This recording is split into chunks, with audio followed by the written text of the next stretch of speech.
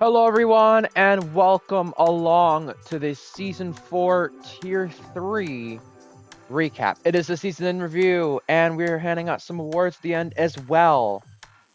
This season, we saw Mally 41 come back to full-time racing. RSF1 Invade had a shot at the title, full-time in the Ferrari. Beatnik started off the season a part of the Haas team, obviously changed over to Red Bull as the season went on in a trade. And there were many more things to look at. Jake Bandy in the McLaren. Can he get more than one win this time? Alex Norris, Tim Bed, Shorts, they were not in the tier. Who was the title favorite? Was it Devin? Could he show up enough? There were a lot of questions to be asked, and there were a lot of questions that had to be answered. And they eventually did get answered. However, we started off round one for the first ever time in RPL history around Portimao. We had never had the Portuguese Grand Prix end up being the season opener until this point. This was the first time, and it actually ended up being a successful one. No safety car this race, a sprung out field, not many DRS trains, and a lot of action to look forward to. On pole position was Jake Bandy, and it seemed like this was the theme. McLaren on that pole, on the front row a lot, but no wins this entire season. That was a surprise, especially after Lero Fusion's title and McLaren's hunt at the Constructors' title against Ferrari. However, we said Jake Bandy got pole. He didn't keep that P1 spot for a while. This race was filled with track limit penalties, by the way. Netsky had a lap 1 spin, and besides that, it really was a quiet race. There were not many incidents, and the only DNFs happened in the pit lane. But at the front, after they overtook Jake Bandy, it was a race between Mally 41 and RSF1 Invade. Invade won this race on track, but after an incident with Spangley when trying to navigate a driver not pitted yet, there was an incident. And he got penalized in Stewart's room for it. 3-second penalty. Mally 41, for the first time in numerous years, became an RPL winner once again. This was also Aston Martin's first win in RPL Tier 3 as well. On the podium, hanging out for P3, was Tim Bed, but not without a bit of controversy. He had a little brawl with teammate Jake Bandy, and the two McLarens didn't seem to work it out together. The question was going to become, could they do so the remainder of the season? P4, his highest finish of the season, after everything had panned out, was El Mythic. Mythic put in a lot of practice for this race with teammate Mally 41. Aston Martin got a whole boatload of points, so definitely a good sight for them. Beatnik was called up to the Ferrari last moment after SV during a match injured himself. So Beatnik went from P18 to P6 in the Ferrari. I myself was the highest Red Bull Academy finishing car, but Leon Miner did steal the show in P8. Called up to Red Bull, probably quote-unquote undeserved to be racing in that Red Bull.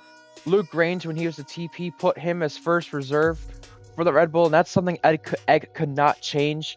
So Leon Miner, finishing P8 in the Red Bull, was a nice sight to see. He had a lot of pace, and you know what?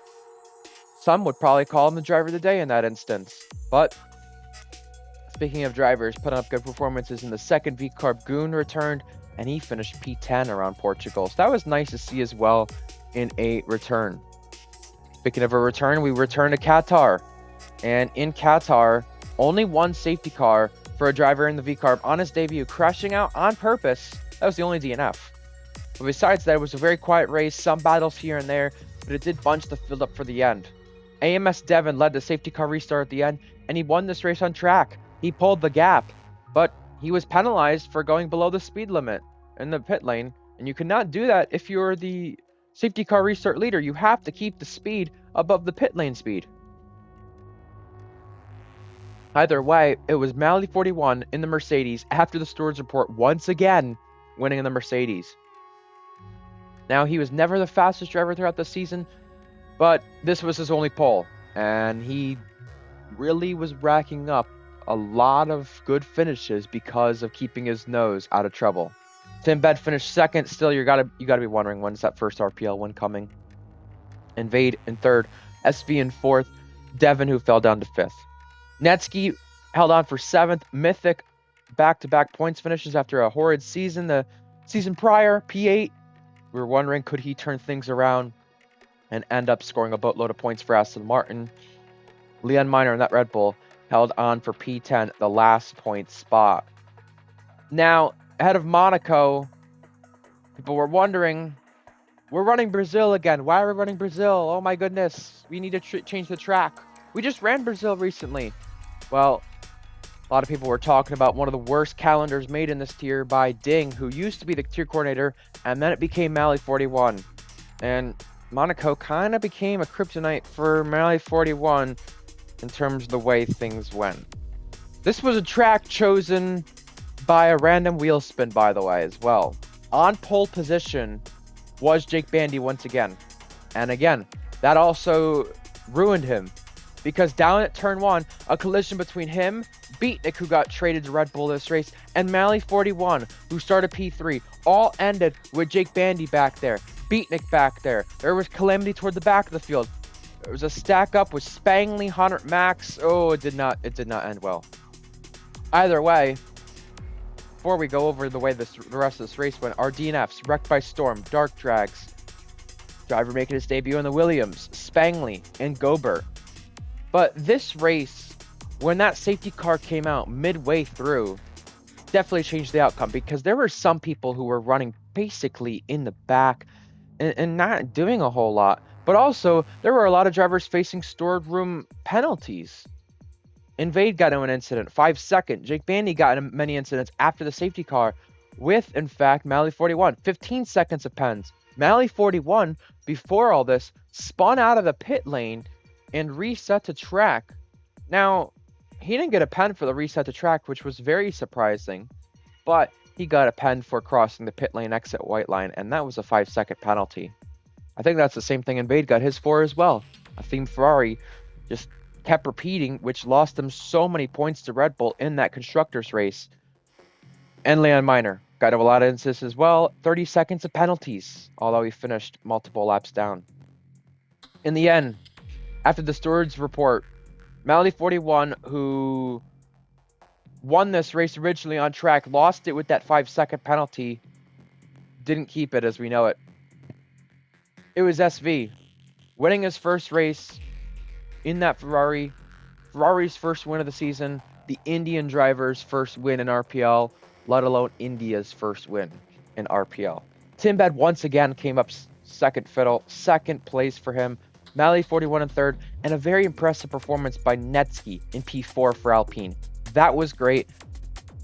It wasn't great that Invade made a really good overtake in the hairpin on him, but it didn't really matter in the end, because Invade had 11 seconds of in-game overall penalties, 6 seconds of in-game penalties with that 5 seconds from the stewards. It just wasn't the way to go for some of these drivers. Jake Bandy with pens that added up. Beatnik came back to finish in P5 after being at the back. EXO got some points. Polish Hammer got the fastest lap for Sauber, and he got the fastest lap back in round 1 in Portugal as well. This was the first time someone done so for Haas and Sauber. In Monza, chaos struck. Timbed tried to join back. He was out. Mythic crashed into turn 1 of the Mercedes. He was out. But his teammate Mally 41, after some safety cars, won the race. And this time, he did not need to settle for doing so in the stewards room. He got this one on track over AMS Devon. Netsky finished P3. He was racing at the front of the field basically the entire race, but he would have finished P2 with Devon's track limit penalty. However, Netsky got into an incident and got penalized. Mally 41 also got tagged from the rear on lap 1 as well, and still won the race. Invade got tagged by Gobert at one point, who got penalized for it. He finished down on P4. And Polish Hammer loaned out to Alpine, finishing P5. That was impressive. For Red Bull's sake, they were trying to win the constructors yet again, and Beatnik got damage early on the safety car restart and kept it. He was in a DRS train for a little bit, but P7 was the best he could salvage. Now, after Gober and Spangley's penalties, P9 and P10, we were thinking, Matty, could he finish in the points for Haas? He'd been looking to return to the points after moving to the Ferrari Academy from the Alpine. That Didn't happen. P11 for Matty. That's the best he could salvage. One Italy race to the next Italy race. We were in Imola for round 5. This would kind of be the halfway point of the season. We knew penalties were going to rack up, and the only drivers to keep it penalty free: Invade, Mally, Timbed, and Ryan Searles. DNFs from the race: Noah Boy, Goon, and Netsky. But we only had one safety car, and that was from the Goon DNF. He DNF'd into the pit lane wall. Looked very intentional. But this changed the race because there were drivers, like I said, with penalties who were probably not running well. Polish Hammer had that 3-second only. Wasn't running well. He was running outside the points. He managed to finish P6 when everything was said and done. And Red Bull finished P2 and P5.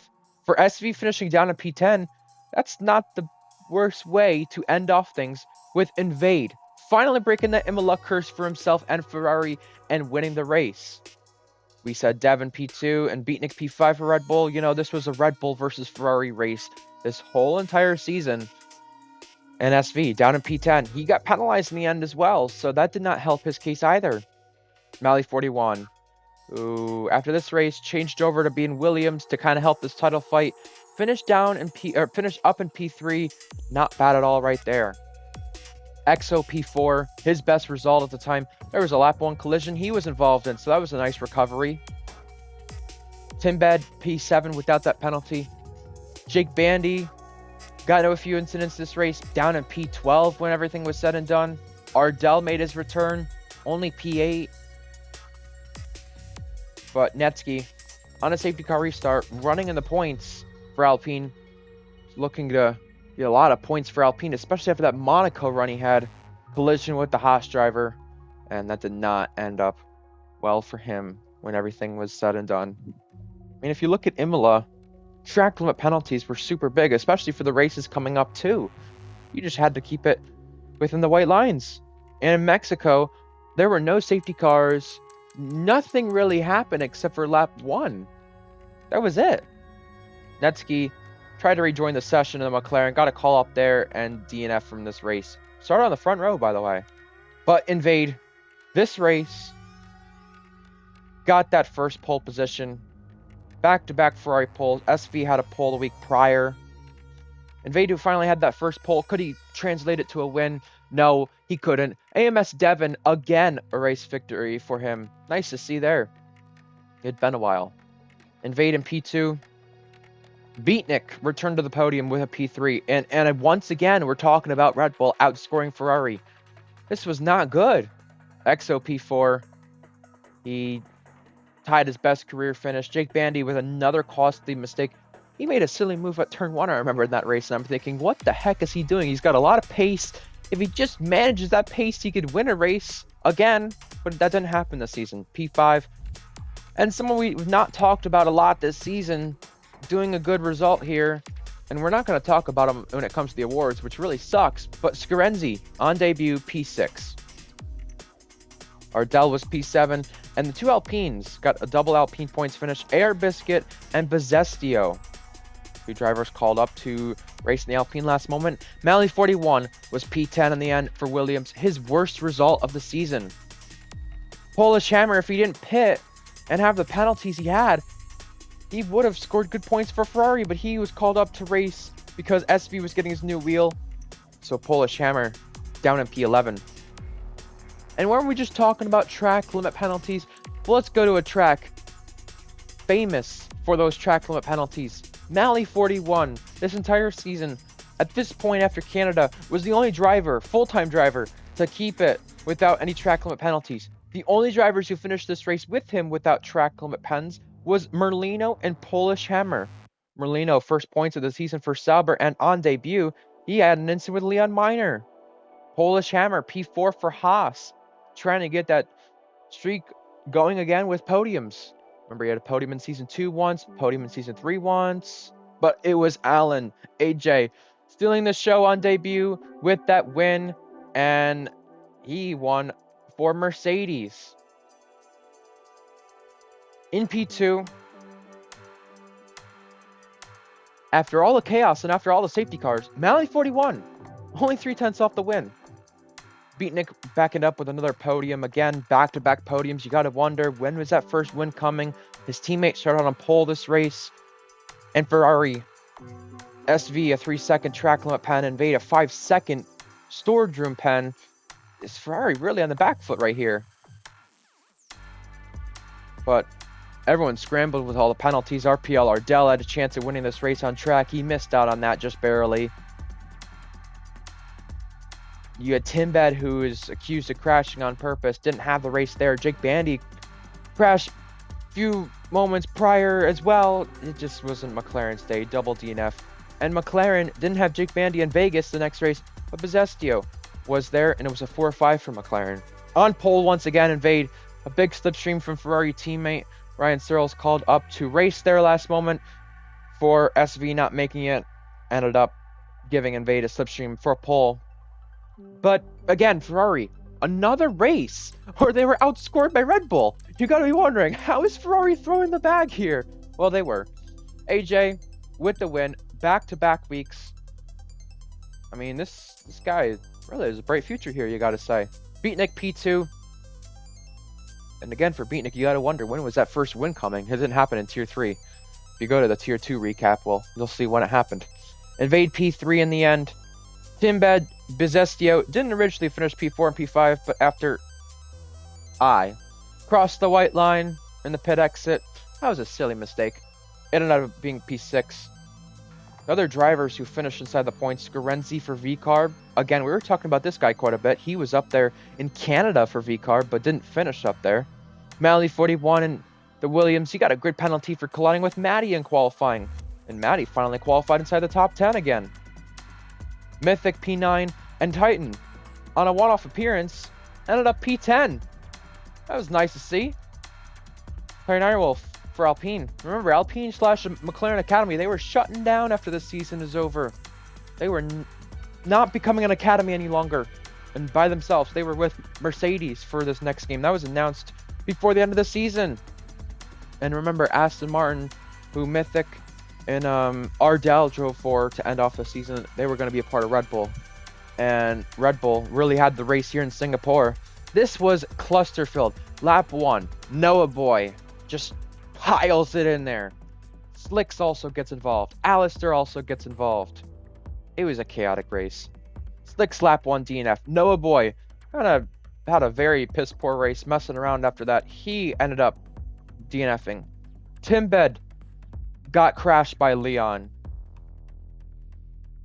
There's so many DNFs to look at right here. Ardell had controller problems. He caused massive incidents. 25 seconds of storage room pens. That was more than Leon, who also caused a lot of issues that race and got disqualified, but was running in the top 3 at one point. Actually, twice, I should say.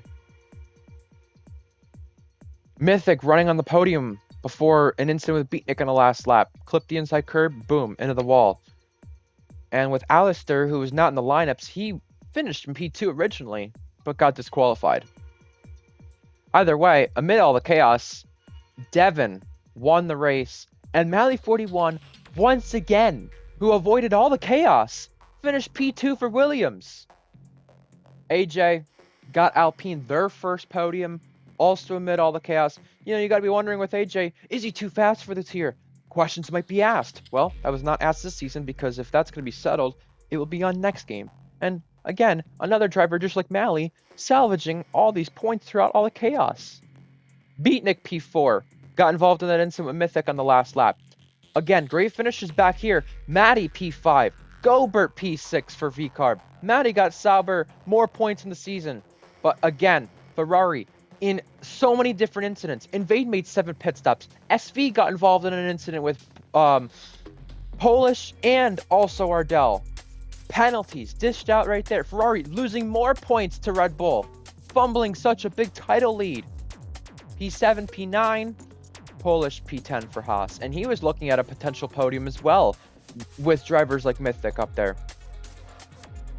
But in Abu Dhabi, our final race of the season, Singapore didn't matter for this guy. Called up to race Ferrari last moment to salvage a slim chance at the Constructors' Championship, and also wanted that chance to get 3 seasons in a row on the RPL podium. Polish Hammer lurking behind Devin the entire race, switching the lead, and then fell out of DRS. 2 safety cars helping him stay up there, and he passed Devin on the last lap to win his first RPL race. What a good story for Polish Hammer. You know, a driver who did not meet expectations at all in prior seasons for Ferrari, won for the first time. And assuming our storage report doesn't affect anything here, it's going to be Devin in P2, and then maybe Mally P3, but Beatnik right now P3, and he helps Red Bull win the Constructors' Championship. With that being said, 1-2 in qualifying for the Red Bull team as well, and they also got pole in Singapore. So, I mean, great stuff from Red Bull. A Constructors' Championship going their way. Abu Dhabi was filled with chaos in the end. Timbed DNF. SV lost the car multiple times. But Maddie got some good points for Haas. AJ got points for VCAR. Mythic finished up there for Aston Martin. Again, maybe another P4 finish if Mally's 3-second doesn't get removed. I don't know. Time will tell. But if it does, that'll be his second best finish of the season. And after his Singapore race, that's a nice sight to see. Abu Dhabi, like I said, filled with chaos. A lot of incidents. SV and Mythic. Timbed got involved in an incident with SV, as we said. SV lost the car. There were definitely many incidents during this race. Not as many as Singapore, but not a good way to end the season at all with these many incidents piling up. However, it is time to hand out some awards. Best driver of the season, as voted by the tier, 87% goes to Mally41. I would agree. Underperformed this season, that would be Jake Bandy, 47% of the vote. Other options, SV and Netsky. I would have to give it to Jake Bandy. Overperformed this season, 53% gave it to Polish Hammer. Other options, myself and AJ. And you know what? People will probably be thinking, you're glazing yourself. Why are you putting yourself in there? Well, look at when I was in the Red Bull. Less than 10 points and getting 3 points on average in cars like the V-Carb and the Haas. I mean, I think that's fair, but I would not give the number one option to myself. I'd just put myself as probably the third option. I voted AJ, but they said Polish Hammer, 53% for overperforming. Biggest surprise this season, here are the options. Mally's Willie podiums, Alpine's maiden podium, and Polish's first win. Polish's first win currently tied with Mally's podiums in that Williams. I voted Polish's first win. Again, I told you why. A driver who does not perform in that Ferrari finally gets that call up to Ferrari and then wins. That's nice. Most underrated this past season. 36% of the vote going to Polish and Beatnik, tied right there. Timbed also 29%. I voted Beatnik. That's probably going to get the tiebreaker. And lastly, most overrated driver this past season. They voted Jake Bandy. 69% of the vote. Again, Jake had a chance to win many races, but just didn't. He didn't. And it didn't go his way either. However, let's just review, in the end, our Drivers' Champion, Constructors' Champion, and many other things to go at some of these awards. Drivers' Champion, Mally41. Constructors' Champion, Red Bull. Top 3 finishers in the championship. Ferrari finished second in the Constructors' Championship. In the Drivers' Championship, it looks to be Devin, then Invade in third. McLaren might end up finishing third in the Constructors. We've not seen the final Constructors, let alone the Stewards report. If it's not McLaren, it will likely be Mercedes.